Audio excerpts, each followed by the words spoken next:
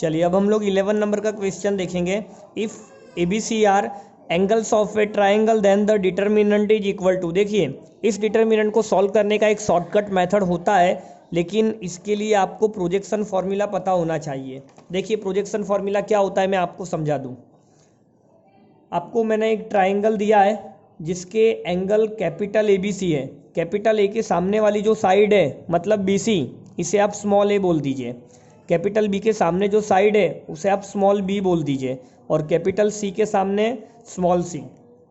तो projection formula क्या होता है, देखिए a cos b plus b cos a equal to c, मतलब AB BA के साथ c लेना है।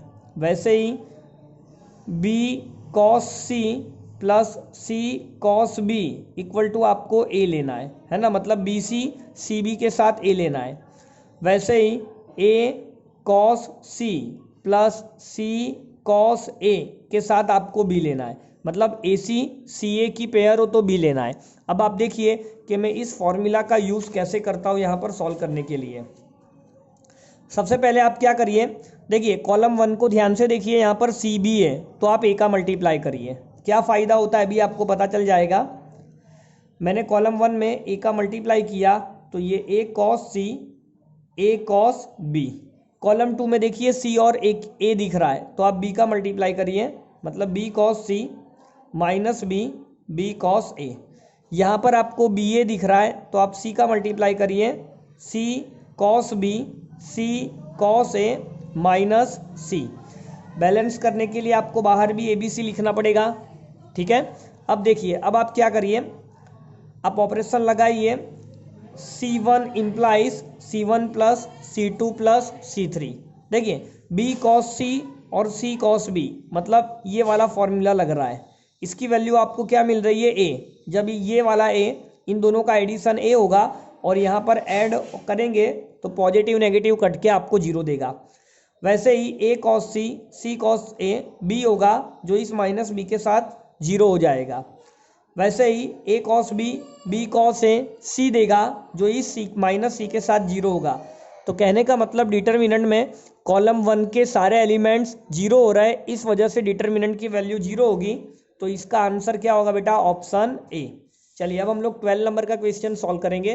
देखिए 12 नंबर के क्वेश्चन में आपको क्या गिवन है, आपको इस डिटर्मिनेंट की मैक्सिमम वैल्यू बतानी है। तो आप क्या करिए, इसे देखिए आसान करने के लिए आप क्या करिए, कॉलम 3 को कॉलम 1 में माइनस कर लीजिए, है ना। तो ये 1 इसमें माइनस होके 0, ये वाला 1 इसमें माइनस होके 0, ये वाला 1 इसमें माइनस होके 0, मतलब कॉस थीटा।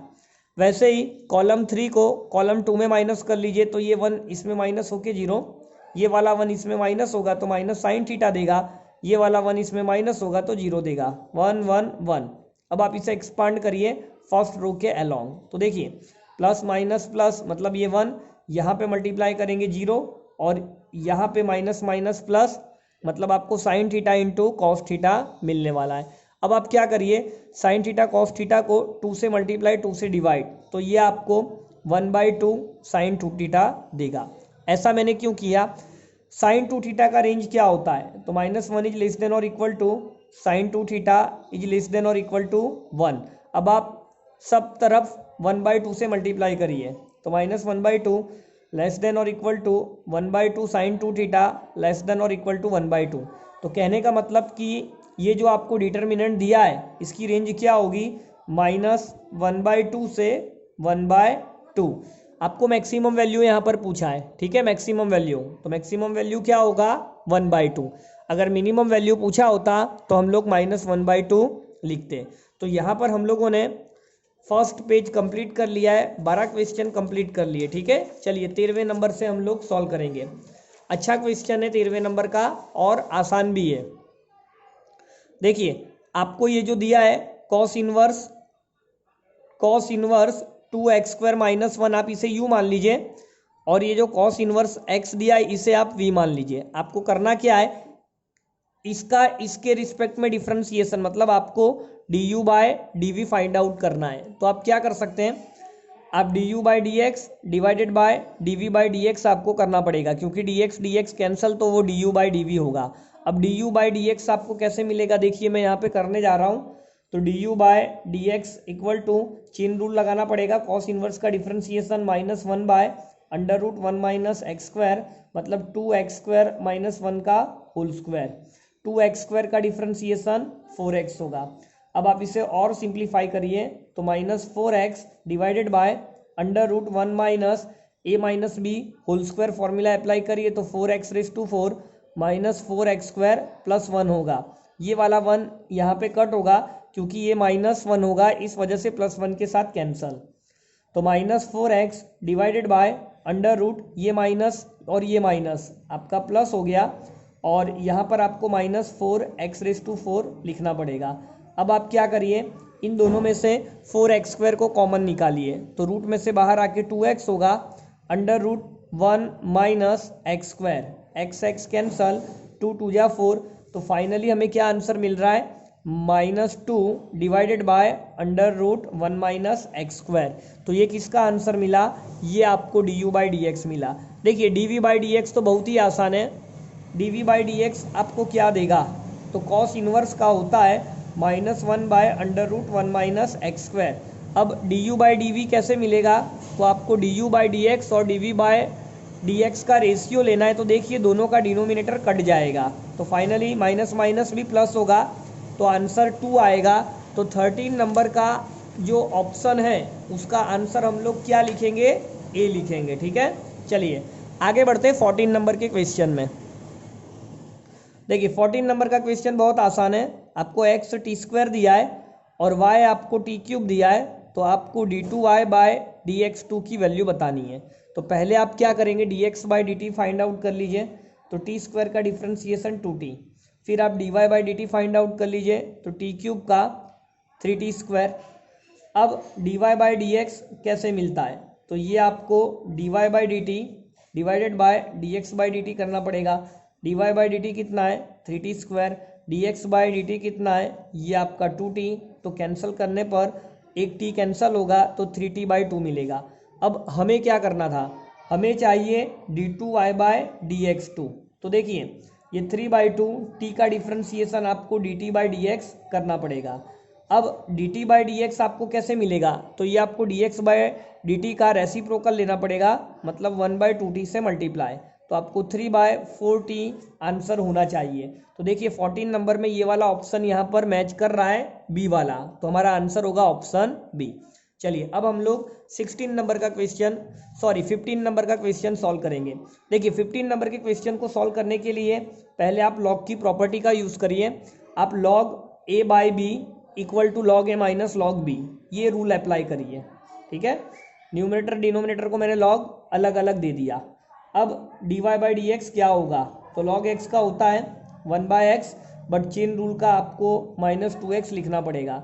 यहाँ भी 1/x, बट चेन रूल का मतलब x² का 2x आपको मल्टीप्लाई करना पड़ेगा। अब आप क्या करिए, -2x कॉमन ले लीजिए, तो 1/1 माइनस x², ये माइनस कॉमन लिया तो यहाँ पर प्लस होगा 1/1 प्लस x², क्रॉस मल्टीप्लाई करिए तो -2x, 1 प्लस x² को 1 से मल्टीप्लाई किया और 1 माइनस x² को 1 से मल्टीप्लाई किया, ये दोनों का आपस में मल्टीप्लाई करना है, तो 1 minus x⁴, negative positive cancel, 1 + 1 2, 2 × 2 4, मतलब आंसर होना चाहिए -4x divided bye 1 minus x⁴। तो देखिए बी वाला ऑप्शन 15 नंबर के क्वेश्चन में ऑप्शन बी हमारा राइट आंसर होगा। चलिए 16 नंबर का क्वेश्चन अब हम लोग सॉल्व करेंगे।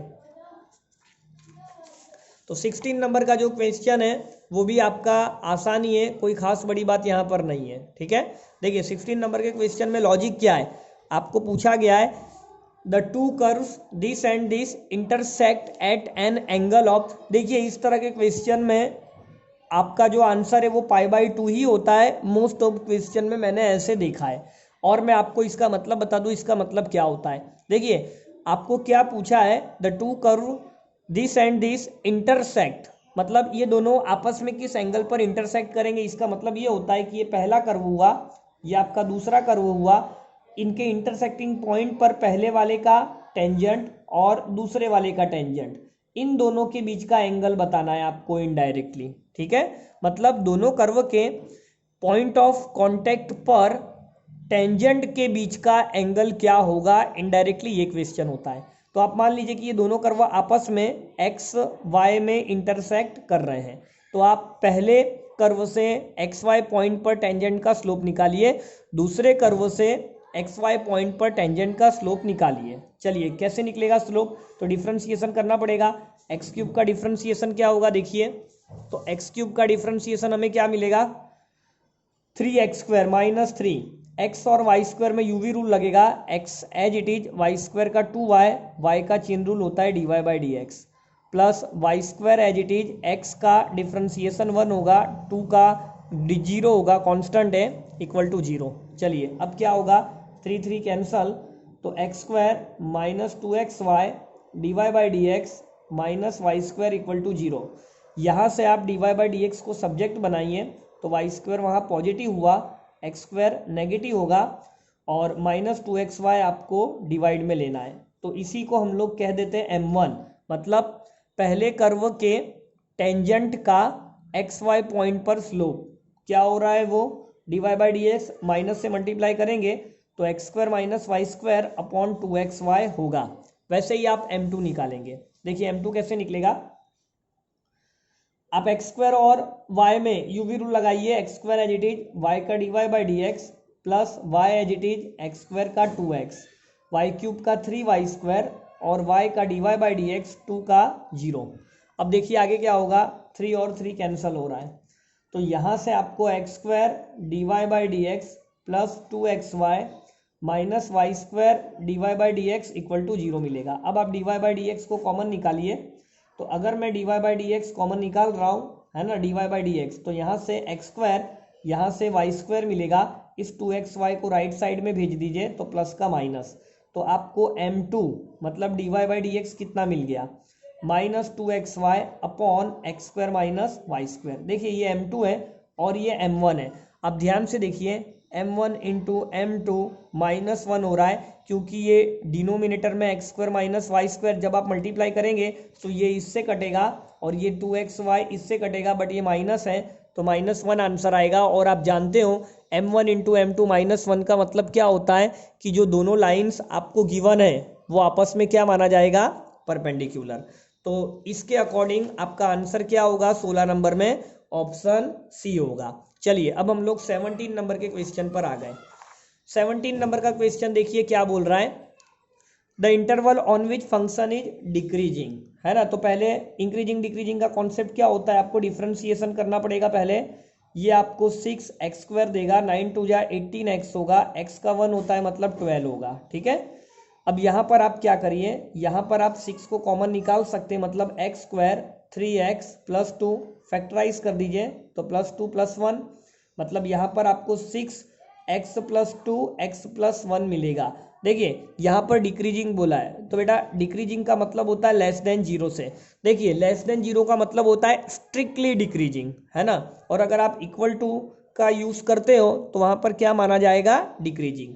तो आपको 6x plus 2 into x plus 1 less than equal to 0 लेना है। 6 तो वैसे भी कैंसिल हो जाएगा 0 के डिवाइड में जाके, वेवी कर्व मेथड का मैं यहाँ पर यूज़ कर रहा हूँ। x प्लस 2 कब 0 होता है, तो -2 पर 0 होता है। x प्लस 1 कब होता है 0, तो -1 पे। इक्वल टू है तो आपको डार्क सर्कल करना है, यहाँ पे पॉजिटिव, यहाँ पर माइनस और यहाँ पर पॉजिटिव। आपको लेस देन चाहिए तो क्लोज इंटरवल -2 से -1 में आ रहा है, तो ऑप्शन बी 17 नंबर में आपका जो आंसर है वो ऑप्शन बी होना चाहिए। चलिए 18 नंबर का क्वेश्चन हम लोग सॉल्व करेंगे।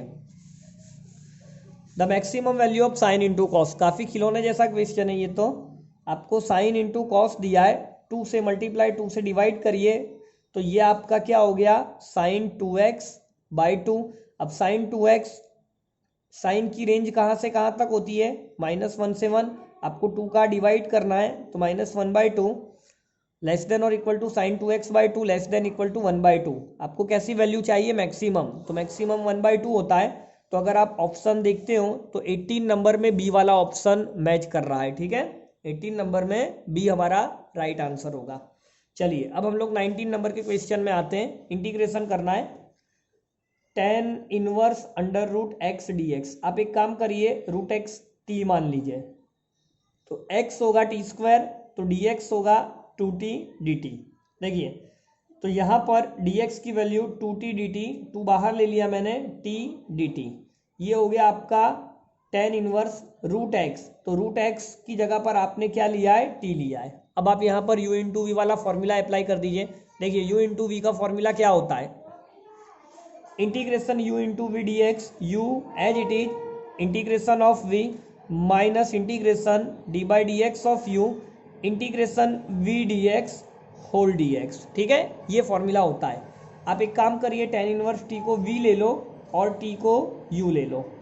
तो देखिए u बाहर मतलब t बाहर, v का इंटीग्रेशन नहीं, यहाँ पर आपको उल्टा करना पड़ेगा क्योंकि tan इनवर्स t का फॉर्मूला इंटीग्रेशन में आपके पास है नहीं, तो आप इसे u लीजिए और इसे v लीजिए। ठीक है, tan इनवर्स t को u और t को v, तो u एज इट इज मतलब tan इनवर्स t आपको ऐसे ही लिखना पड़ेगा। v का इंटीग्रेशन मतलब t का इंटीग्रेशन होता है t square by 2 minus D by d x of u, मतलब आपको tan इनवर्स t का क्या करना है, डिफ्रेंसिएशन, जो होगा 1/1 प्लस टी स्क्वायर। v का इंटीग्रेशन क्या होगा, है ना, tan इनवर्स का आपने डिफ्रेंसिएशन किया, v का इंटीग्रेशन मतलब t का इंटीग्रेशन होगा टी स्क्वायर बाई 2। ठीक है, और यहाँ पर dt। अब देखिए ये T square tan inverse t by 2 minus 1/2 आपने बाहर ले लिया। अच्छा देखिए यहाँ पर 2 था, तो आपको फाइनली यहाँ पर बाहर 2 भी लिखना पड़ेगा, या तो आप एक काम करिए, चलिए बाद में ही काटते हैं इसे। इस टी स्क्वायर में आप 1 ऐड करो और 1 माइनस करो, ठीक है, फॉर्मूला बनाने के लिए। तो अब ये 2 और ये 2 कैंसल, तो यहाँ पर आपको क्या मिलेगा, देखिए ध्यान से, यहाँ पर आपका आंसर होगा T square tan inverse t minus integration अलग अलग करिए, ये कैंसल हुआ तो 1 होगा, ये 1 by t square plus 1 dt। अब देखिए इसे सॉल्व करने पर क्या मिलेगा, T square tan inverse t, 1 का इंटीग्रेशन होगा t, ये फॉर्मूला है tan इनवर्स t का। तो कुल मिलाकर आपका आंसर क्या हुआ, T square tan inverse t minus t minus minus plus tan inverse t plus c। आप tan इनवर्स t को कॉमन ले लीजिए, तो ये टी स्क्वायर प्लस 1 है ना, टी स्क्वायर और ये plus 1 tan inverse t minus t plus c। अब आप वैल्यू रिटर्न डाल दीजिए, टी स्क्वायर की जगह पर आपको x डालना है, तो x plus 1 tan inverse t की प्लेस पर आपको रूट x लिखना है, t के प्लेस पर आपको रूट x लिखना है प्लस c। तो ये हमारा आंसर होगा। चलिए मैच करते हैं 19 नंबर में। तो देखिए यहाँ पर आपको x plus 1 tan inverse root x minus root x option A match कर रहा है। ठीक है, तो 19 नंबर में ऑप्शन ए मैच कर रहा है, तो यही हमारा राइट आंसर होगा। तो यहाँ पर हम लोगों ने 19 क्वेश्चन कंप्लीट कर लिया। 20 नंबर का क्वेश्चन हम लोग सॉल्व करेंगे। ये भी काफ़ी आसान क्वेश्चन है, आप लोग ध्यान से देखिए, इंटीग्रेशन है। यहाँ पर आप लोग क्या करेंगे, तो सबसे पहले आप एक्स स्क्वायर को कॉमन लीजिए, जो 6 पावर लेके निकलेगा तो ये 12 पावर हुआ। यहाँ पर आपको 4 plus 1 by x square whole raise to 6 लिखना पड़ेगा। यहाँ आपको ऊपर एक्स रेस टू 9 है, एक्स रेस टू 9 है, ठीक है, ये 9 है dx। 9 और 12 कट करते हो तो ये आपको एक्स क्यूब मिलेगा। मतलब यहाँ पर आपके पास फाइनली क्या हो रहा है, देखिए 1 by x cube 4 plus 1 by x square whole raise to 6। अब आप इसे t मान लीजिए, let 4 plus 1 by x square equal to t, दोनों तरफ डिफ्रेंसिएशन करिए, 1 बाय एक्स स्क्वायर का माइनस 2 बाय एक्स क्यूब होता है, dx equal to dt। Value put करिए। अब यहाँ पर -2 को डिवाइड में ले आइए, तो 1 बाय एक्स क्यूब dx क्या होगा, minus dt by T, minus dt by 2 होगा। चलिए वैल्यू डाल दीजिए, तो ये -1/2 आपने बाहर लिया dt, ये dx बाय एक्स क्यूब आपका माइनस dt बाय 2 होगा, बट -1/2 बाहर तो ओनली dt, इसे आपने t कहा है, पावर 6 ऊपर जाएगा तो -6 होगा। चलिए सॉल्व करिए। तो इसे सॉल्व करने पर आपको क्या मिलेगा, -1/2 t raise to -5 by -5 plus c। तो माइनस माइनस प्लस मतलब 1/10, और t के प्लेस पर आपको क्या डालना है, 4 प्लस 1 बाय एक्स स्क्वायर, तो 4 plus 1 by x square whole raise to -5 plus C, ये आपका आंसर होना चाहिए। चलिए 20 नंबर में हम लोग मैच करते, क्या दिख रहा है ये ऑप्शन। हाँ, तो ये वाला जो ऑप्शन है मुझे डी में दिखाई दे रहा है, तो 20 नंबर का जो आंसर है वो आपका ऑप्शन डी होगा। ठीक है, 20 नंबर में ऑप्शन डी। चलिए आगे बढ़ते हैं 21 नंबर। देखिए 21 नंबर का जो क्वेश्चन है वो काफ़ी आसान है, इसमें कोई खास बड़ी बात नहीं है। 21 नंबर के लिए आपको फॉर्मूला दिखना चाहिए। कौन सा फॉर्मूला यहाँ पर दिख रहा है, आप ध्यान से देखिए। Integration E raise to F X into F dash X D x equal to E raise to F X plus C लिखना होता है। तो इस फॉर्मूला के अकॉर्डिंग आप देखिए ई रेस टू साइन एक्स आपको दिया है। ठीक है, E raise to sine x आपको दिया है, और ये जो कॉस है वो आपका क्या होगा, एफ डैश बनेगा यहाँ पर, क्योंकि साइन का डिफ्रेंसिएशन कॉस होता है। ठीक है, ये फंक्शन और ये उसका डिफ्रेंसिएशन, तो साइन का डिफ्रेंसिएशन क्या होता है, कॉस, तो इसके अकॉर्डिंग आंसर क्या माना जाएगा, E raise to sine X plus C, ये हमारा राइट आंसर माना जाएगा। चलिए आगे बढ़ते हैं 22 नंबर में। तो 22 नंबर का क्वेश्चन भी काफ़ी अच्छा है। देखिए इसे हम लोग कैसे सॉल्व करेंगे। यहाँ पर ई रेस टू एक्स को देखकर मेरे दिमाग में फॉर्मूला आ रहा है, E raise to X into F of X plus F dash X D X. इसका आंसर हम लोग ये लिखते हैं, E raise to X F X plus C. अब आपको यहाँ पर अरेंज करना पड़ेगा। देखिए नीचे x प्लस 4 है, तो आप इसे क्या करेंगे, आप पहले तो ई रेस टू एक्स को मैं लिख रहा हूँ, और ये जो x प्लस 3 है मैंने इसे x प्लस 4 -1 कर दिया। ठीक है, हम लोग ऐसा लिख सकते हैं, 4 - 1 3 होता है, कोई दिक्कत वाली बात नहीं है। तो x plus 4 whole square d x.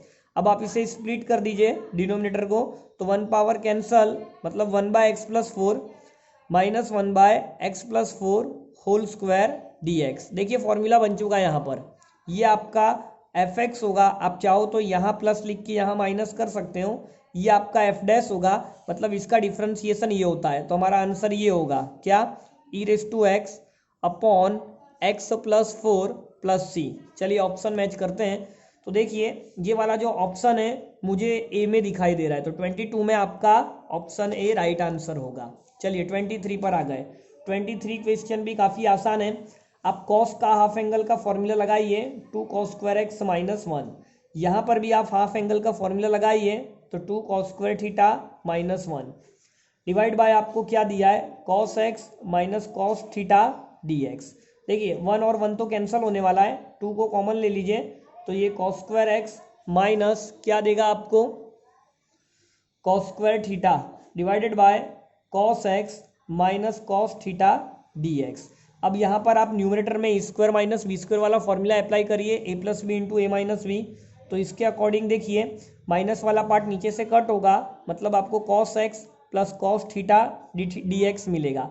देखिए cos का इंटीग्रेशन होता है sin x, यहाँ पर आप ध्यान देना हम integration with respect to x कर रहे हैं, बट ये आपको थीटा दिया है, मतलब ये कांस्टेंट माना जाएगा, तो k का इंटीग्रेशन kx होता है। वैसे cos थीटा का इंटीग्रेशन नॉर्मली आपको जस्ट x से मल्टीप्लाई करना रहेगा प्लस c।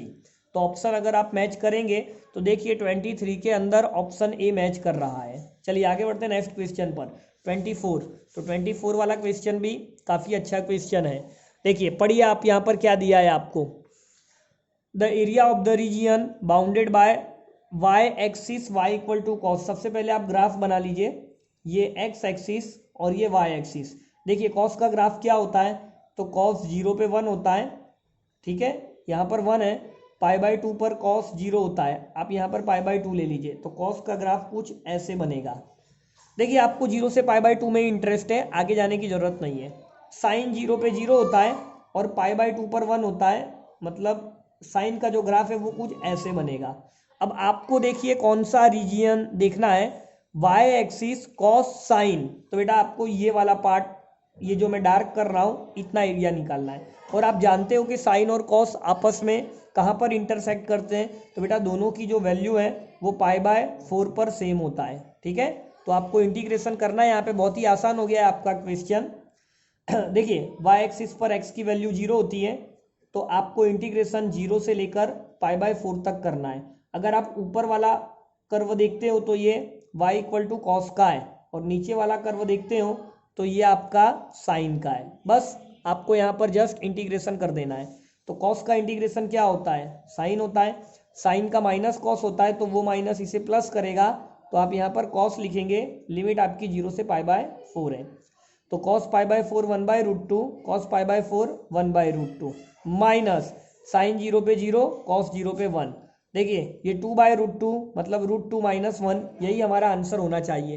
तो 24 में ऑप्शन ए और ऑप्शन बी में तो मैच नहीं कर रहा है। अब हम लोग आगे देख लेते हैं। यहाँ पर देखिए √2 - 1 सी वाले पार्ट में आपको दिखाई दे रहा है, ठीक है। तो 24 का जो आंसर है वो ऑप्शन सी माना जाएगा। चलिए अब हम लोग आगे बढ़ेंगे 25 नंबर में। देखिए 25 नंबर के क्वेश्चन को आप कैसे सॉल्व करेंगे। सबसे पहले तो आप एक काम करिए, ये पैराबोला और ये लाइन जो गिवन है उनका इंटरसेक्टिंग पॉइंट आप लोग फाइंड आउट कर लीजिए। तो कैसे फाइंड आउट करेंगे, तो x की जगह पर 4y - 2 आप इस पैराबोला में डाल दीजिए। तो ये हो गया 4y - 2 whole square equal to 4y। तो ये 16y², 4 2 जा 8 2 जा 16y plus 4 equal to 4y। तो यहाँ पर 16y², 4y यहाँ पर आएगा तो -20y प्लस 4 इक्वल टू 0। आपने 4 कॉमन लिया तो 4y² माइनस 5y प्लस 4 1 जा 4 इक्वल टू 0। अब आपको यहाँ पर फैक्टराइज करना है, तो 4y² minus 4y minus y plus 1 equal to 0। आप यहाँ से 4y कॉमन लेंगे तो ये y -1 देगा, -1 कॉमन लेंगे तो y -1 देगा। तो आपको y की वैल्यू 1 मिलेगी या फिर आपको y की वैल्यू 1/4 मिलेगी। अब आप यहाँ पर वैल्यू डाल दीजिए। देखिए अगर आप y की वैल्यू 1 डालते, देखिए लाइन